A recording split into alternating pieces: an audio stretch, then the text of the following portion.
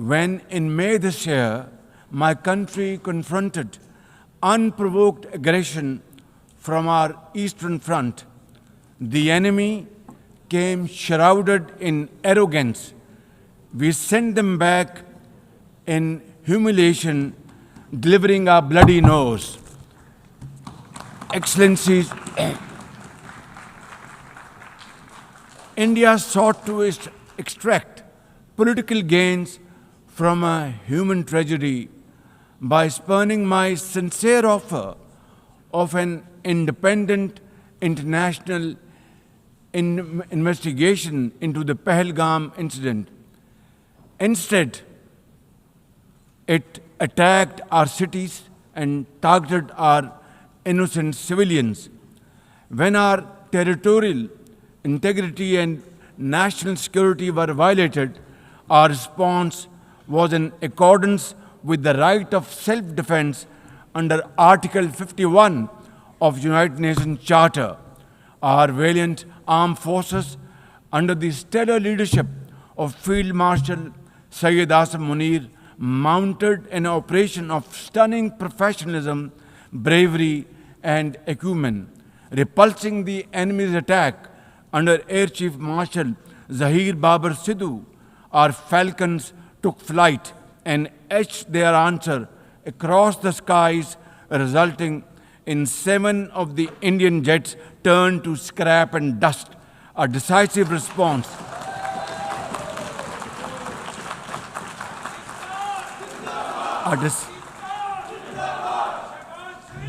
A decisive response to the aggressor that will echo through the annals of history. To the fearless architects of this victory, to every officer and soldier, heirs of our martyrs, their names are forever engraved in glory. To the mothers of our martyrs, their courage guides our path forward, and their sacrifice shall never be in vain, inshallah, God willing. And to every Pakistani, you stood as one unbreakable wall, a bunyanum marsoos. Excellencies, though in a position of strength, Pakistan agreed to a ceasefire facilitated by President Donald Trump's bold and visionary leadership. We express our deep appreciation to him and his team for their active role in bringing about the ceasefire. President Trump's efforts for peace helped avert a more threatening war in South Asia. Had he not intervened timely and decisively, the consequences of a full-fledged war would have been catastrophic. Who would have lived to tell what happened? And therefore, in recognition of President Trump's wonderful and outstanding contribution to promote peace in our part of the world, Pakistan nominated him for Nobel Peace Prize. And I think this is the least we could do for his love for peace. And I think truly he's a man of peace. Ladies and gentlemen, we're also grateful to our friends and partners, including China, Turkey, Saudi Arabia, Qatar, Azerbaijan, Iran, UAE, and of course, UN Secretary General for extending their diplomatic support to Pakistan at this crucial time. Excellencies, we have won the war, and now we seek to win peace in our part of the world. And this is my most sincere and serious offer before this August Assembly of the World Nations. Pakistan stands ready for a composite, comprehensive, and result-oriented dialogue with India on all outstanding issues. South Asia requires, ladies and gentlemen, proactive rather than provocative leadership.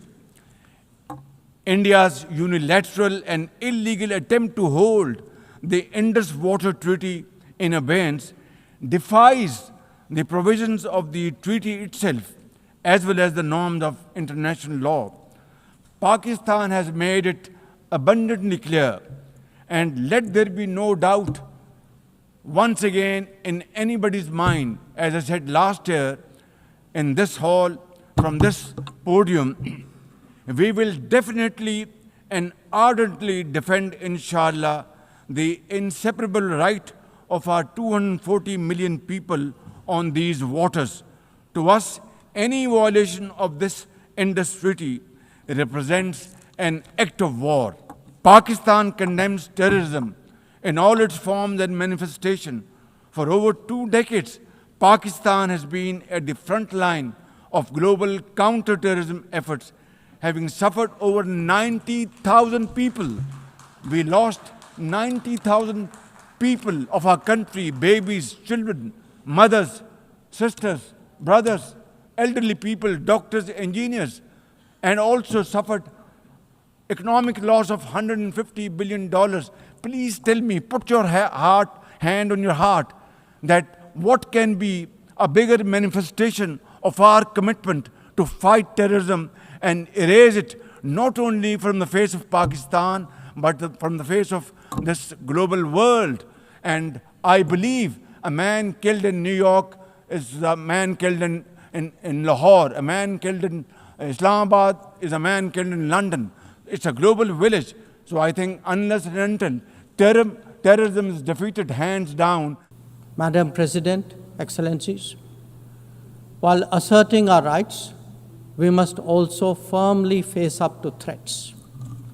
Countering terrorism is a particular priority because it synthesizes bigotry, violence, intolerance, and fear.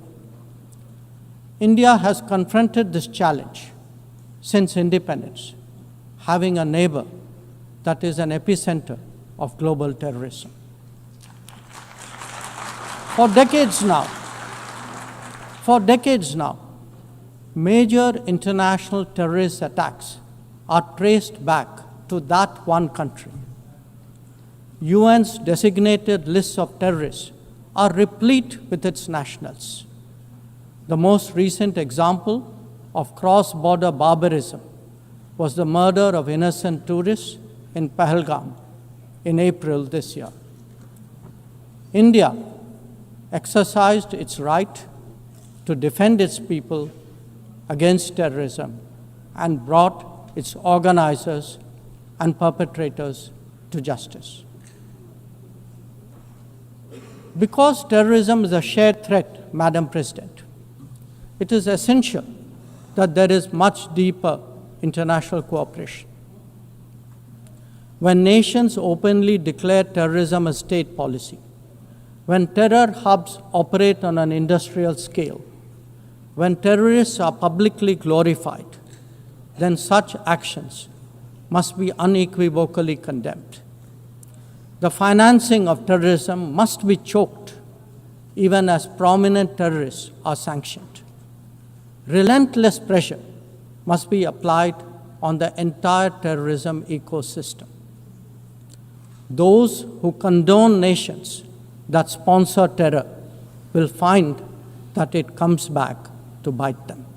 We remain determined to protect our people and secure their interests at home and abroad. That means zero tolerance for terrorism, robust defense of our borders, forging partnerships beyond, and assisting our community abroad.